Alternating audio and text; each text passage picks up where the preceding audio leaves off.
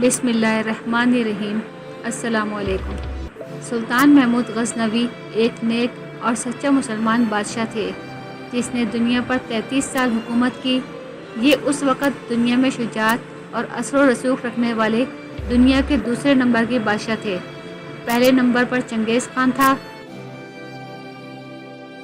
तीसरे नंबर पर सिकंदर यूनानी और चौथे नंबर पर तैमूर लंग था। सुल्तान महमूद गज़नवी की वफ़ात 410 हिजरी में हुई। ये वाक़या जो मैं आपको सुना रही हूँ सच्चा और इनफरादी अहमियत का हामिल है। 1974 में शहर गज़नवी में ज़िलज़िला आया जिससे महमूद गज़नवी की मज़ार को नुकसान पहुँचा और वह टूट फूट का शिकार हुआ और उसकी कब्र फट गई। तो उस वक़्त अफ़गानिस्तान के बादशाह ज़ाहिर शाह मरूम ने दोबारा मज़ार की तामीर नौ का ऐलान करवाया। तामीर नौ का काम शुरू हुआ और कब्र को पूरा खोला गया।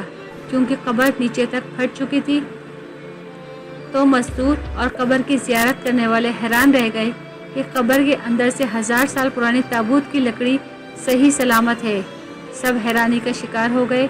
हुक्काम ने ताबूत को खोलने का हुक्म दिया।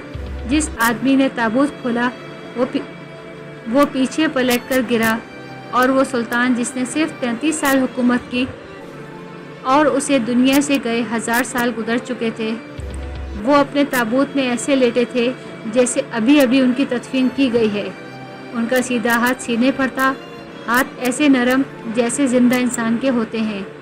ये अल्लाह ने एक झलक दिखाई कि जो मेरे महबूब की ग़ुलामी इख्तियार करते हैं वो ज़िंदगी में बादशाह भी बन गए और मरने के बाद अल्लाह के प्यारे बनकर अल्लाह के दरबार में पेश हुए। नतीजा ज़िंदगी मुख्तसर है। वक्त के आगे ताकतवर से ताकतवर बादशाह भी कमज़ोर है।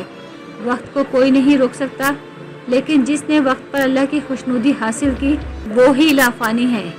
ऐसी ही मुफीद मालूमात के लिए आप हमारे चैनल को सब्सक्राइब और साथ ही बेल आइकॉन को प्रेस करें ताकि हर नई आने वाली वीडियो आप लोगों को फौरी तौर पर मिलती रहे। अगर हमारी वीडियो पसंद आई हो तो आप अपने दोस्तों और अहबाब के साथ ज़रूर शेयर करें। आने वाली नई वीडियो तक हम आपसे इजाज़त चाहते हैं। अल्लाह हाफ़िज़।